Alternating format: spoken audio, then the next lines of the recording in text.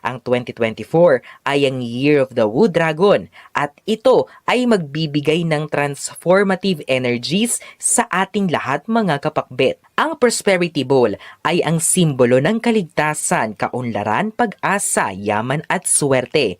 Naglalaman ito ng mga maswerte at mahahalagang bagay na makakatulong upang maging maayos ang daloy ng enerhiya sa 2024 Year of the Dragon.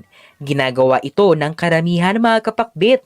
Kaya naman, para sa 2024, paano ba gawin ang Prosperity Bowl 2024? Mga kailangang materyales, transparent bowl, plastic or glass bowl, at ang sukat nito ay sakto lang. Bigas na hindi luto mga kapakbit. Sinisimbolo nito ang kaunlaran sa 2024. 12 pieces ng raw fresh egg. Kinakatawan nito ang pagiging buo sa 2024.